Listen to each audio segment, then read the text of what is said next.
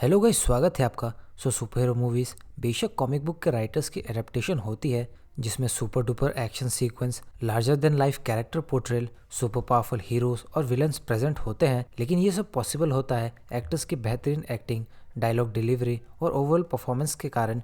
तो इसीलिए आज मैं बात करूंगा उन परफेक्ट एक्टर्स की जिन्होंने जिस रोल को प्ले किया मार्वल और डीसी वर्ल्ड में वो लिटरली सबसे बेस्ट या परफेक्ट दिखे। यानी कुछ ऐसे एक्टर्स जिनके बिना उस कॉमिक बुक कैरेक्टर को आप देखना ही नहीं चाहेंगे, या उन्हें देखते ही आपको उस पर्टिकुलर कैरेक्टर की ही याद आएगी। तो गैस, बिना और देरी किए चलिए अब हम इस वीडियो को शुरू करते हैं।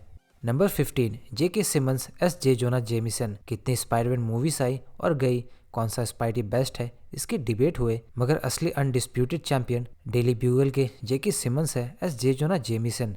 जहाँ J.K. सिमंस को आजकल के कॉमिक्स में भी सिगार पकड़ते हुए देखना चाहते हैं लोग। आखिर कुछ सीन्स इतने बेहतरीन तरीके से शो करते हैं J.K. सिमंस, जहाँ उन्हें कुछ या ज़्यादा बोलने की ज़रूरत ही नहीं पड़ती। उन्होंने अपने कैरेक्टर को ऐसे एक्ट किया जिसके बिना स्पाइडरमैन मूवी अधूरी है। जेमिसन स्पाइडरमैन से हेट भी नहीं करते, ना ही प्यार करते हैं, बल्कि एक कठोर आलोचक है। जहाँ सिमंस जितना रूथलेस है अपनी कुर्सी के साथ और वर्कर्स के साथ, उतना ही वो स्पाइडरमैन के कैरेक्टर के अगेंस्ट है।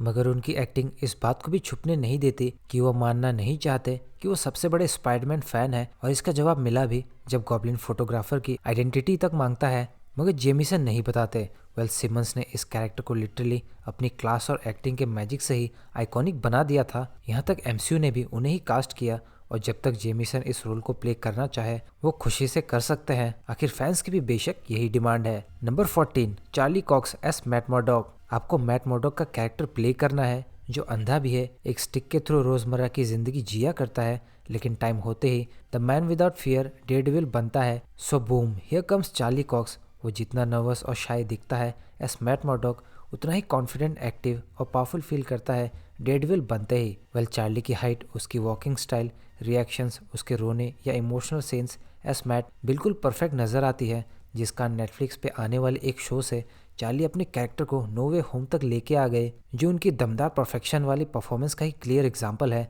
जिससे नेटफ्लिक्स तक का पूरा शो एमसीयू में कैनन हो चुका है। प्लस सच कहूँ तो दूसरे किसी शो या वीडियो में भी चार्ली कॉक्स अंधा ही लगता है मुझे। आखिर यही तो एक्टिंग है। मगर तब भी चार्ली बहुत ही अंडररेटेड है, जिसकी सोलो मूवी अभी तक नहीं आई as Daredevil. Number 13, Chris Pratt as Star Lord. बकचोदी के बेताज बादशाह स्टार लॉर्ड का कैरेक्टर प्ले करना कोई इजी जॉब नहीं, मगर क्रिस प्रैट की एक्टिंग में humour, purity, style, charisma, swag सब कुछ है जो कॉमिक्स के स्टार लॉर्ड में दिखा।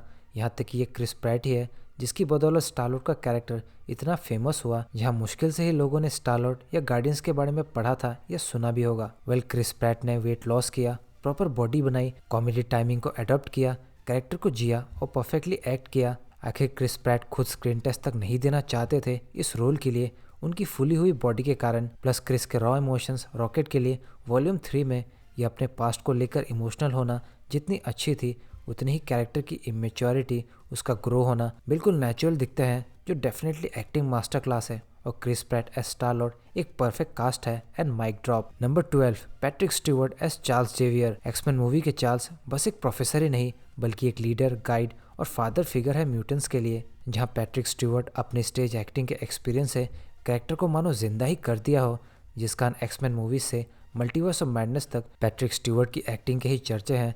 फिर चाहे आप कोई एनिमेटेड वर्जन देखे, कोई कॉमिक पढ़े, आपको पैट्रिक स्टीवर्ट की कहीं ना कहीं एस प्रोफेसर एक्स याद आने लगेगी या आप इमेजिन करने लगोगे। आखिर उनके बात करने का तरीका, फेशियल एक्सप्रेशंस और मूवमेंट्स बिल्कुल जेन्युइन और जस्टिफाइंग है चार्ल्स के कैरेक्टर के लिए, जिससे आपको भी अटैचमेंट्स और केयर वाली फीलिंग आएगी। यहाँ तक उनको बिना व्हील चेयर के देखना शायद पर्सनली मुझे भी अजीब लगे, या इनके बिना एक्समैन मूवीज शायद ही इतनी याद रहती लोगों को। जहाँ उनके टेलीपैथी वाले सीन्स या फिनिक्स के अगेंस्ट जाना, जिसका पैट्रिक स्टीवर्ट के बिना एक्समैन मूवीज दोबारा एमसीयू बनाएगा भी तो भी फैंस पैट्रिक स्टीवर्ट को ही एस चार्ल्स जेवियर चाहेंगे। Number 11, Willem Dafoe as Green Goblin. Norman Osborn एक ही ग्रीन गॉब्लिन का नाम सुनते ही फैंस के दिमाग में विलियम डेफॉय का ही नाम आता है, और ऐसा हो भी क्यों ना। विलियम डेफॉय लिटरली पीटर के दिमाग से खेलते हुए नजर आते हैं स्पाइडरमैन 1 में भी और नो वे होम में भी, जहाँ उनकी फेशियल रिएक्शंस या डेडली स्माइल ही काफ़ी है फैंस को श्योरिटी देने के लिए कि भाई अब तबाही मचेगी। और ऐसा बहुत ही कम एक्टर्स कर पाते हैं। आप डेडली दिख जाओ, रूथलेस दिख जाओ या कुछ भी दिख जाओ, मगर at the same time manipulator and full of hated दिखना, being super genius, scientist and super rich ये बहुत हार्ड है। और यही काम आती है उनकी डायलॉग डिलीवरीज, स्पेशली इस सीन में जहां उन्होंने बस आंखों से ही सब कुछ डिलीवर कर दिया और बहुत कुछ भी कह दिया। वहीं विलियम डफॉय का गॉब्लिन प्ले करने के तरीके में और नॉर्मन ऑसबॉर्न में एक थिन लाइन थी जहां वो गॉब्लिन के टाइम काफी अनप्रिडिक्टेबल, एक साइको और लीथल थे। वहीं नॉर्मन ऑसबॉर्न प्ले करते टाइम जितना हो सके अननेचुरली जेंटल और सोफिस्टिकेटेड, जिस कारण विलियम डफॉय को हॉलीवुड में एक परफेक्शनिस्ट भी माना जाता है। Number 10, Samuel L Jackson as Nick Fury. अगर आरडीजे के बाद कोई गॉडफादर है आयरन मैन 1 से लेकर अब तक, तो वो है सैमुअल जैक्सन का कैरेक्टर निक फ्यूरी। जहां सैमुअल जैक्सन एक परफेक्ट कास्ट है बजाय ब्लैक होने के, क्योंकि कॉमिक्स में निक फ्यूरी एक वाइट है, वर्ल्ड वॉर 2 वाला कैरेक्टर है, मगर एमसीयू में इसकी कमी शायद ही किसी को लगी। जैक्सन पूरी तरह निक फ्यूरी के कैरेक्टर को घोल के पी चुके हैं। जहां कभी कभार लगता है कि निक फ्यूरी एक्टिंग कर रहे हैं सैमुअल जैक्सन की तरह, यानी निक फ्यूरी ज्यादा कूल है या फिर सैमुअल जैक्सन, ये भी डिसाइड करना बहुत ही मुश्किल है। वेल, जैक्सन अपने कैरेक्टर में बैडएस है, उनका सेंस ऑफ ह्यूमर बेस्ट है, उनकी ज़बरदस्त एंट्रेंस अपनी करिश्मा के साथ समय समय पर फैंस को परफेक्ट लगती है। प्लस बिना सैमुअल के निक फ्यूरी पता नहीं कैसा लगता। आखिर वो बिल्कुल सूटेबल है एज शील्ड डायरेक्टर या गॉडफादर ऑफ एवेंजर्स होने में। आखिर ये सैमुअल जैक्सन का कैरेक्टर निक फ्यूरी है जिसने एवेंजर्स को एकजुट किया, जिस कारण सैमुअल जैक्सन का कैरेक्टर अब एमसीयू में एक ब्रांड तक बन चुका है। Number 9, Chris Hemsworth as Thor Odinson. Chris Hemsworth Thor 1 से थॉर लव एंड थंडर तक as god of thunder Thor नजर आए हैं, मगर ये रोल उनके भाई को जाने वाला था, जब तक कि सभी मेंबर्स को लगा कि लायम हेम्सवर्थ कुछ ज़्यादा ही यंग है, तो क्रिस हेम्सवर्थ को कास्ट किया गया। वेल, क्रिस ने पूरी तड़कती भड़कती बॉडी बनाई, अपनी एक्टिंग सही करी और बन गए थॉर। जहां उनकी कॉमिक टाइमिंग ठीक है, फेशियल रिएक्शंस इमोशनल या बैटल या एंग्री मोड में और कॉस्ट्यूम मेकअप के साथ वो लिटरली नॉर्स गॉड थॉर ही नजर आते हैं, जिस कारण क्रिस के बिना थॉर के कैरेक्टर को इमेजिन तक करना बहुत ही मुश्किल है। और इसी वजह से मार्वल ने भी एक ही साथ 6 मूवीज़ की डील साइन करी थी, जो डेफिनेटली उनका बिलीव था क्रिस एस थॉर के ऊपर। आखिर उसकी फिजिक्स, स्टाइल, करिश्मा स्क्रीन पर बिल्कुल इग्नोर नहीं किया जा सकता। और मैं तो यही कहूँगा कि क्रिस चोजन वन है जो यह सच में बना ही है थॉर के रोल को प्ले करने के लिए। आखिर उसकी personality, looks, attitude top class है, बस एक अच्छे डायरेक्टर की ज़रूरत है अगले सोलो मूवी के लिए। Number 8, Christian Bale S Bruce Wayne Batman. Well, Christian Bale को हॉलीवुड का सबसे वर्सटाइल एक्टर माना जाता है। आखिर वो 200% डेडिकेटेड होते हैं और यही हुआ बैटमैन ट्रायलॉजी की शुरुआत में। जब क्रिस्टोफर नोलन क्रिश्चियन से मिले तो वो एकदम दुबले पतले थे, मशीनिस्ट मूवी के चलते, जिससे नोलन को वार्नर ब्रदर्स से यस लेना भी बहुत ही मुश्किल होता। मगर यहीं शुरू होती है क्रिश्चियन की बैटमैन बनने की जर्नी, जहां वो पूरी तरह से बल्कअप होना चालू हो गए थे, जो लिटरली एग्जैक्ट है बैटमैन के कैरेक्टर के, जैसे super focused, self discipline and never give up quality. Plus Christian as Bruce Wayne and Batman perfect cast थे, जिन्होंने अपने सुपर्ब एक्टिंग के साथ ब्रूस एंड बैटमैन के सारे साइड्स को प्रॉपरली शो किया, जहां वो सभी के सामने प्रॉपर प्लेबॉय दिखते हैं और इंस्टेंटली फॉक्स, रेचल और एल्फ्रेड के सामने बैक टू नॉर्मल मोड या जोकर के अगेंस्ट वाले सीन्स जहां वो फुल रेज मोड में खुद को शो करते हैं और इंस्टेंटली खुद को पुल बैक करना जस्टिस वाली लाइन की तरफ, ये एक्टिंग मास्टर क्लास ही है। वेल, क्रिश्चियन की फिजिक्स सही थी, साथ ही उसकी smartness as an actor, facial reactions, quick movements या फुल ऑफ कॉन्फिडेंस होना एज बैटमैन, ये लिटरली क्रिश्चियन बेल की हार्डवर्क है।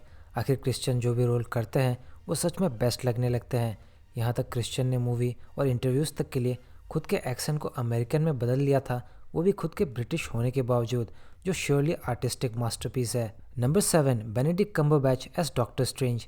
बेनेडिक्ट कम्बरबैच जो जाने ही जाते हैं ऐसे स्मार्ट और कॉम्प्लिकेटेड कैरेक्टर्स प्ले करने के लिए, जिन्होंने डॉक्टर स्ट्रेंज के कैरेक्टर को ट्रस्ट किया और एफिशिएंटली प्ले किया, जहां उनके हाथों के मूवमेंट्स ही कई बॉलीवुड एक्टर्स की पूरी करियर की एक्टिंग से अच्छी होती है। प्लस कैरेक्टर के ऊपर control and involvement as an artist, जिसने डॉक्टर स्ट्रेंज के कैरेक्टर को लाइव एक्शन स्क्रीन में दिखाने को काफ़ी ईजी कर दिया था डायरेक्टर के लिए। प्लस बेनेडिक्ट कम्बरबैच की बॉडी लैंग्वेज, वर्सेटैलिटी, इमोशंस बिल्कुल परफेक्ट होते हैं। प्लस उनके कैरेक्टर को लेकर curiosity and passion to grow हर बार नज़र आता है।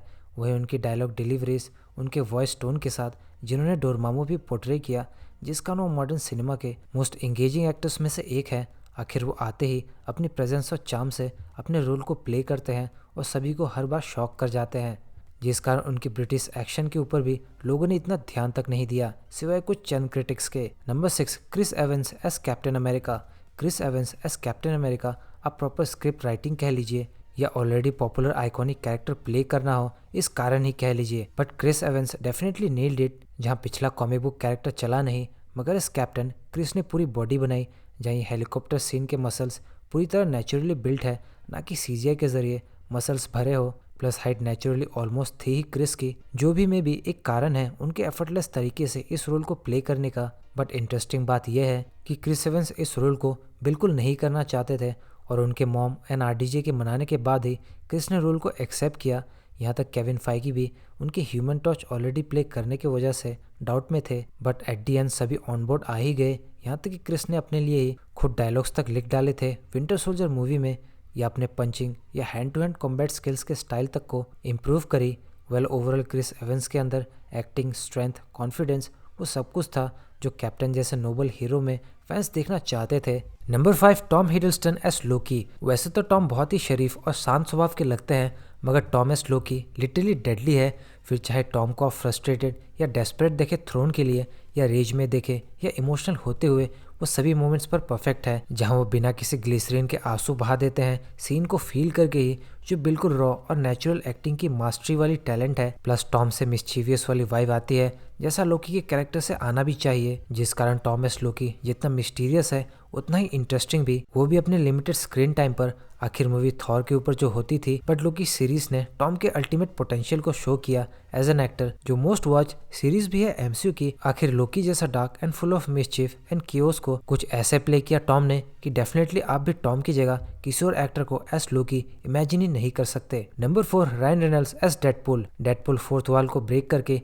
कॉमिक्स में ऑडियंसेस से बातें करता है, वो भद्दे जोक्स मारता है और उतना ही डेंजरस फाइटर है, और ऐसा ही रायन रेनल्ड्स एस डेडपूल है। लेकिन इसका इंतजार काफी लंबा था, जिसके लिए रेनल्ड्स डेडपूल के टेस्ट फुटेज तक को लीक करवा देते हैं। वेल रायन नेचुरली फनी और विटी है, जो फट से ही कुछ बोलकर सामने वाले को हंसा सकते हैं, जो भी एक बढ़िया रीजन है उनको परफेक्ट कास्ट एस डेडपूल बोलने के लिए। जहाँ रायन और डेडपूल दोनों की बकचोदी इंप्रेसिव है मूवीज के लिए, जो अकेले के दम पर ही मूवी ब्लॉकबस्टर करवा सकता है।